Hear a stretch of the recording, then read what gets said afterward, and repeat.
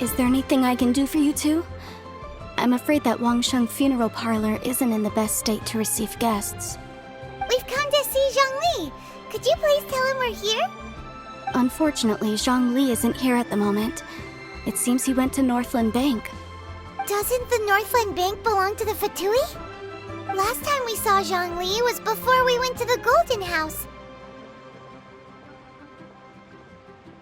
Do you think he doesn't know about the attack on Liyue? Visiting the Fatui at a time like this could only mean more trouble. We had better go and make sure that everything is okay.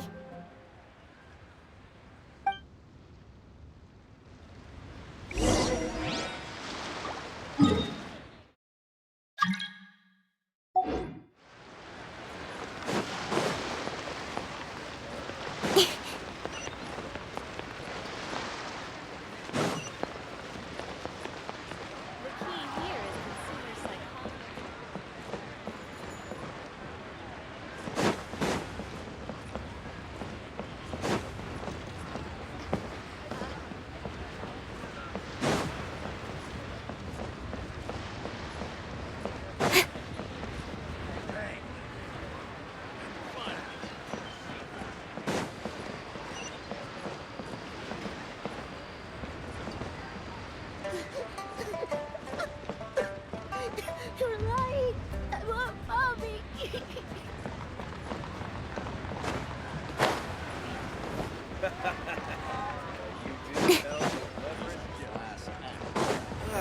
Lee cuisine is inedible.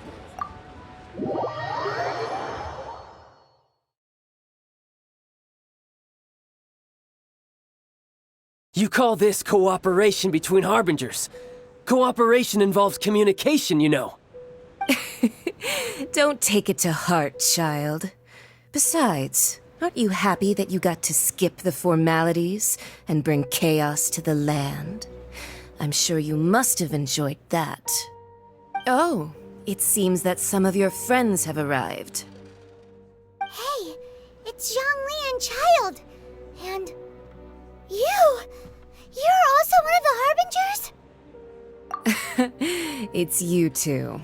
I believe we've met once before. In the city of Bards, was it?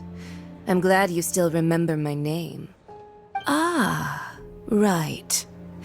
I imagine that it must have been rather hard to forget watching helplessly as something precious was snatched away from your friend. Well, if it isn't you two. This is our first time seeing each other since Liyue was nearly wiped off the map. This is certainly a bit awkward, wouldn't you say? Paimon knew that we should never have trusted a Fatui Harbinger. Oh, now don't say that. Sure, I may have misled you, but I never had anything against you personally. Besides, I thought we were getting along quite well together, didn't you? Except for that little tussle we had at the end. Nothing personal. We just have different views, that's all. Of course, you may very well hold this against me, but that's up to you. The real deceivers here are Signora and Zhongli. Curse them for leading me on. So actually, I think... Stop wasting time, child. There'll be plenty of time to chat once I'm through here. You remember the agreement, Morax. Now, if you would be so kind. The Gnosis, please. What in the world are you talking about? The contract is fulfilled. That which thou seeketh is now bestowed unto thee. For my promise is solid as stone.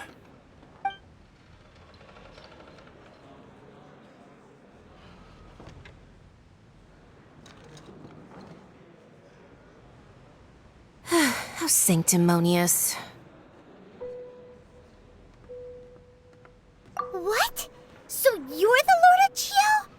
No, wait! That's an exciting twist and all, but why give the Gnosis to the Fatui? I do not give it for free. I give it as agreed upon in the contract. For it is a matter solely between the Tsaritsa and I. Yeah, you don't think you went a little bit too far with that whole fake death thing?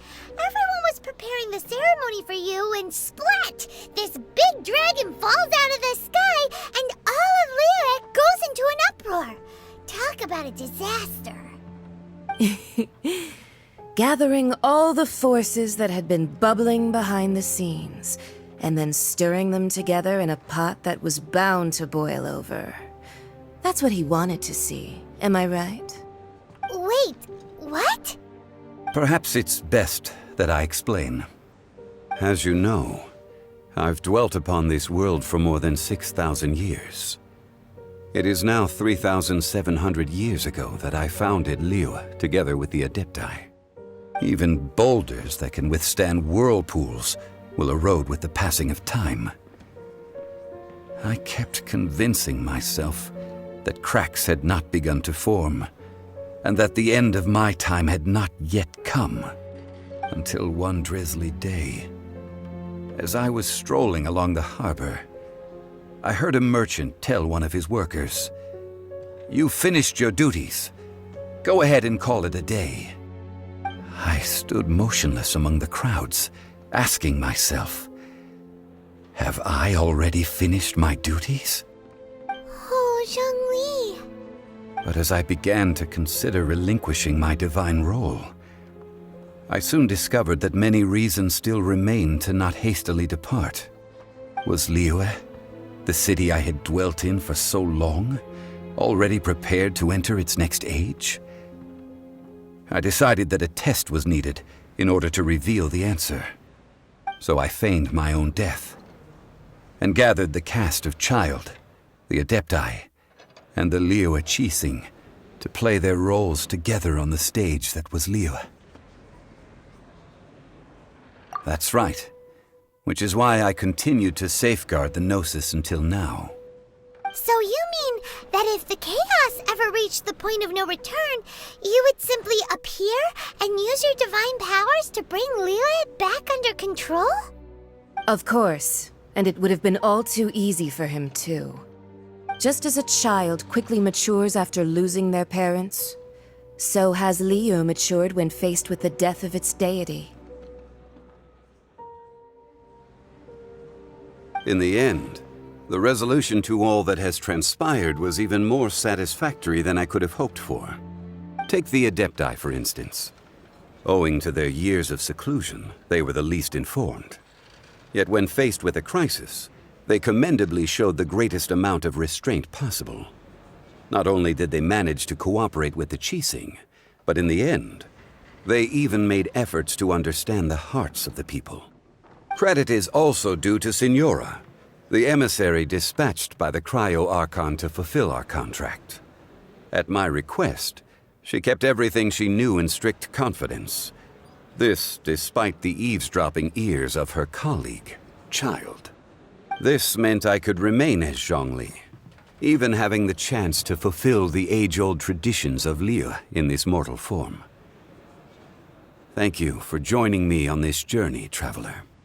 All of these things turned out as I had planned. There is only one thing that I had not anticipated, and that was the conduct of the Liyue Qixing. I had expected them to do no more than the Adepti, to come to the defense of Liyue. But when all was said and done, they seized the opportunity to supplant Liyue as divine protectors, and used the subsequent power vacuum left by my death to quickly gain complete control of Liyue. Huh? That doesn't sound good at all. On the contrary, I think it is excellent. I had always feared that it was too soon for them to take over from me. And it was also that which I longed for the most. As such, this is the best parting gift anyone could have given this god of old. Hey, what about me? Doesn't anyone feel the least bit of remorse for deceiving me? You've practically kept me in the dark! I think that thanks would be more appropriate. You certainly played no small part in all of this, wreaking havoc and turning the city upside down. The Lord of Geo ought to thank you for your performance, if anything. If you hadn't created the pressure of a battle between mortals, Adepti, and a god, the lump of coal resting in the hands of the Geo-Archon, Liyue, would never have been able to become a dazzling diamond of a city. Huh? Just whose side are you on, mocking me like that? Are you itching for a fight? Hey, haven't you learned the Liyue saying, don't always call it as you see it? Well then, with the Gnosis in my possession, I have no use for such idle chatter. We should return to Zapoljarny Palace and seek an audience with Her Majesty, the Tsaritsa.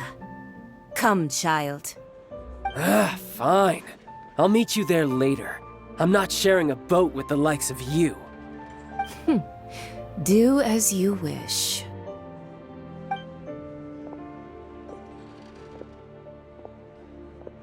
Now then, is there anything else you wish to ask me?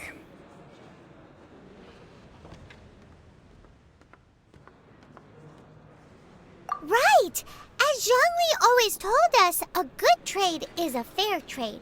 Paimon has no idea what could be a good trade for a Gnosis. Realistically speaking, there is no such thing. Huh? However, I am the god of contracts. For thousands of years, I have made countless contracts. If the deal was of no benefit, then I certainly would not be inclined to agree to it. My agreement with the Cryo-Archon will be the last of my contracts as the Geo-Archon. As for the bargaining chip that the Tsaritsa used to balance the scales, uncover that answer for yourself in your future journeys.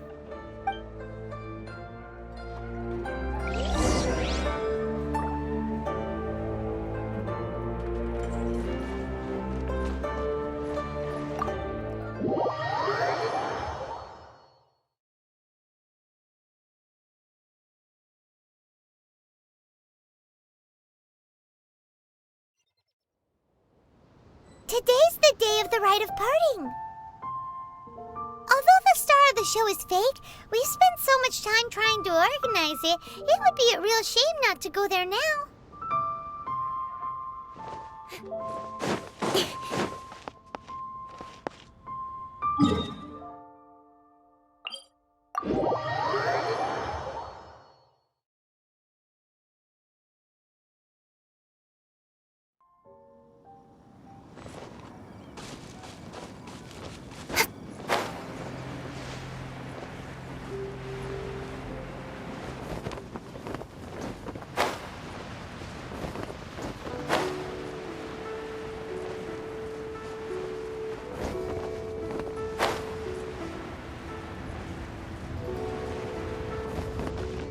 You know that god from the ocean couldn't have just shown up out of nowhere. I mean, it's been 2,000 years since Rex Lapis subdued it.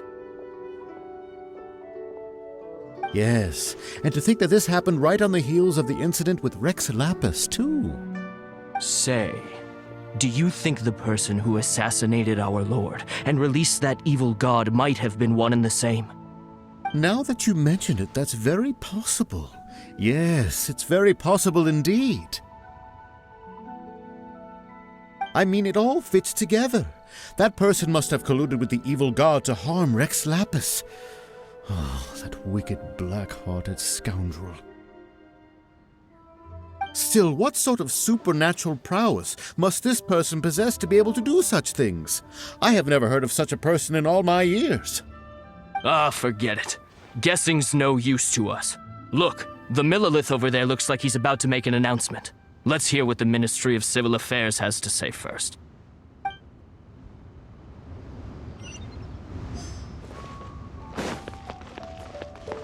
Oh, well, since we're going through with this rite of parting, I guess it means that those rumors hit the nail on the head. So Rex Lapis is really... But they didn't catch the culprit, did they? Oh, come on. Do you think that the assassin could have been a normal person? You know what I think? I don't think any of the gossip on the streets you hear from those shady types is worth anything. There's only one real possibility in my mind. I've heard that the assassin was that Fatui fellow. Youngish, pretty high in rank. I think they called him Child.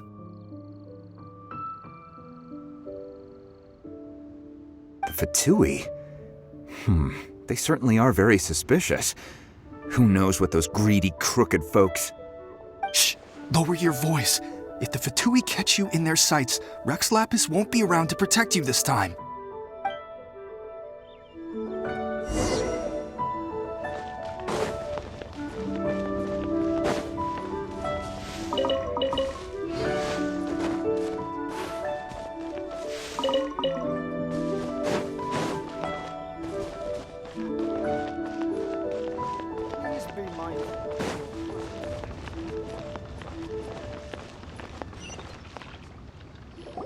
Hear ye all, the Qixing's words. Though a dragon soars ageless as the mountains, it too must return to dust. This is common knowledge. Gods and Adepti live glorious lives, but both light and shadow have their season. So too must they face divinely appointed trials. Rumors and hearsay abound on the streets that Rex Lapis was murdered. Now, let the truth be revealed. Having been thwarted in his trial, Rex Lapis's soul has recouped the celestial heights. He beseeches the people of Liyue to grieve not and to let not their hearts be saddened. Nor are they to believe street-born rumors or indulge in baseless speculation.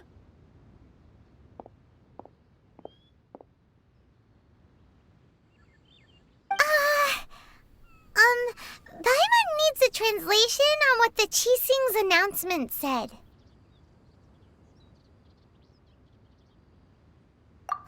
So that's how they're spinning it. Something feels off. Why would they suddenly give up looking for the murderer? Not to mention how this excuse sounds like something they just made up on the spot. Could the Qixing already have known that Rex Lapis wasn't dead? But Zhonglis said that neither they nor the Adepti knew anything. Did Zhongli tell them in secret after his gnosis changed hands? Exactly, right? Ooh, seems like the rite of parting has been going on for a while now. Let's go have a look.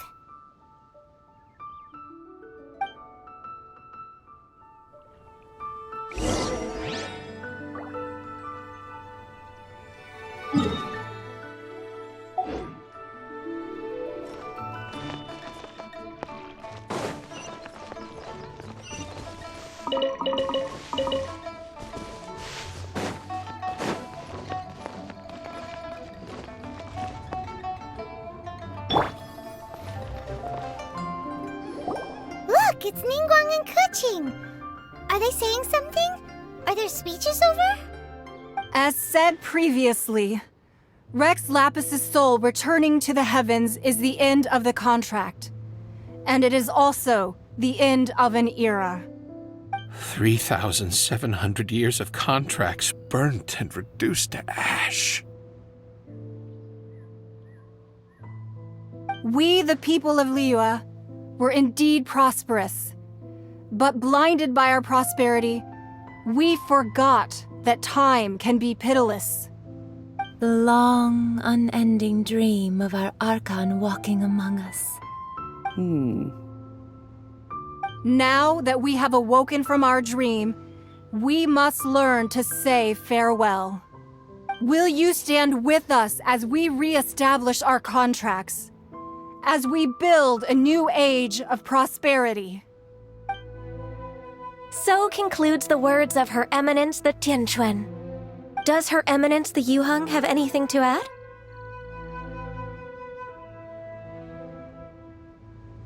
Huh? Is she looking this way? Traveler. Yikes! She really is looking our way! Is that the traveler who they say defeated the ancient god? So young. The Liyue Qixing always repay their debts. And as you have heard, our eyes see far and our reach is long. Name your price. You deserve that much. Whoa!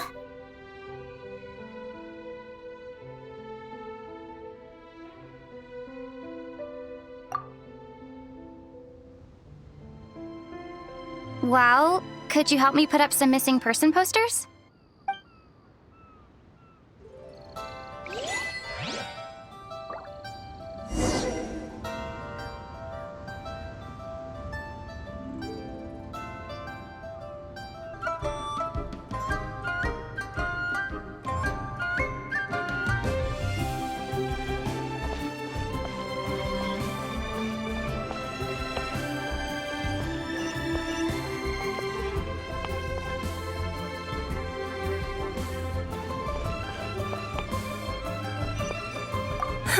And to think I'd put my best perfume on before coming here, thinking you'd like it. But it seems as if those perfumes really were meant to be offered to Rex Lapis. Well, that's fine. Suffer no rivals in love, they say. And that's 3 gone in 1 stroke.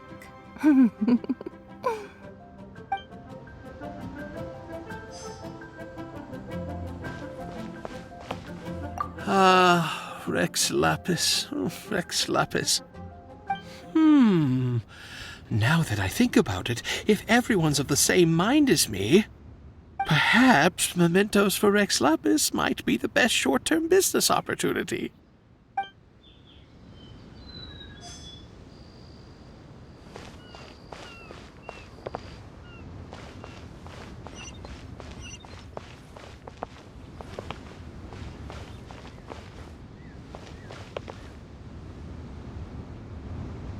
Roping you in was possibly the most masterful move we could have made.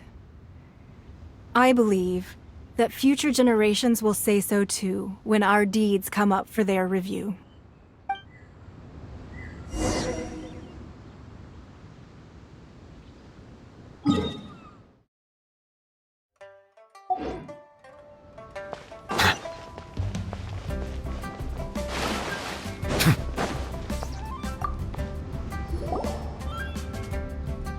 Hey, Zhongli! Look at this. Everyone in Liyue is caught up in their emotions, thinking that they'll never see Rex Lapis again. And here you are looking all relaxed. Why would I not feel more at ease after laying down the burden I have borne for 3,700 years? Right, if the 2 of you can spare the time, I should treat you to a meal at the Signora kiosk. Ha! That sounds like big talk, Zhongli. Paimon might have believed you if you were treating us to some 3rd round knockout, but you'd have to pay out your nose just to stand inside Signora kiosk. Are you sure you can afford it? You're right. I do lack the Mora. But why would Morax lack Mora? As the Rex Lapis Morax, I can easily create Mora. But since I have chosen to walk this earth as the mortal Zhongli, I should abide by the same rules that mortals do. When I was journeying with you, though I still had the Gnosis in hand, I knew that I must soon retire from my role as an Archon, so I had to rehearse a little for my new life. Oh, no wonder! Paimon gets it now. You didn't look at the price tags when we were spending because you've never had to. But since you weren't used to not being able to just make more Mora as and when you wanted to, you had to try becoming a parasite to society who lives off of other people's credit. Well, we were only spending Fatui money. You don't have to say it like that.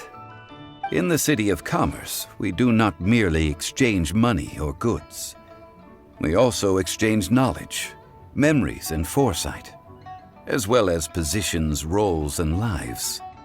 The Archon Morax could never experience life as the true mortal Zhongli could, no matter how many times he descended to be with his people. I must thank you for that. I will treasure the memories that I made as Zhongli, traveling the streets of Liyue with you. That is true. But there is no journey that does not end. No meetings without partings. Paimon thinks that we should make a move and continue our search for the 7. I fear that continuing your journey may be difficult. The nation that neighbors Liyue by sea, Inazuma, is presently closed. Yes, the nation has been closed by order of its deity, the Electro-Archon Ball. And just as the people of Liyue preferred to call me Rex Lapis, she too goes by another name among locals in Inazuma. Paimon thinks we've heard that one before. Raiden? That is the case. And since Raiden is also the Shogun of Inazuma, people call her the Raiden Shogun. That said, though people at the wharf were saying that the situation in Inazuma is very tense, Paimon doesn't remember that always being the case. It wasn't that bad last year. Zhongli, since you're Rex Lapis, shouldn't you know something about what's happening there? Just how did Inazuma become a closed nation? It's because of visions. Visions? When faced with circumstances beyond their control, humans often bemoan their lack of power. But if a person shows true strength of will at a desperate and fateful moment in their life, the gods will look upon them with favor. This is what visions are. Magical foci bestowed upon those who have been acknowledged by the gods. Uh-huh. That's how people in Teyvat see it. But starting from last year, the Raiden Shogun began promulgating the Vision Hunt Decree. Vision Hunt Decree? Yes. It was an order to seize all visions within Inazuma's borders, and to inlay them upon the hands of the statue of the omnipresent god. They want to seize visions. But why? Aren't visions blessings from the gods? I should think that in the Raiden Shogun's eyes, it is precisely because they are divine blessings that they should be under the sole dominion of divinity. Whoa, that's harsh. The Anemo Archon is the god of freedom, and the Geo Archon is the god of contracts. For her part, the Raiden Shogun is the god of eternity. It seems as though she has finally decided to eliminate any unstable elements that could pose a threat to her eternal realm. The fact that even I, the oldest of the seven, have now passed away, will only strengthen her resolve to pursue eternity. Knowing her, she must have again quoted that adage she is most fond of when proclaiming that decree to her people. 7 ideals for 7 gods, and of these, eternity is nearest unto the heavenly principles. All right then. Was there anything else you wished to know?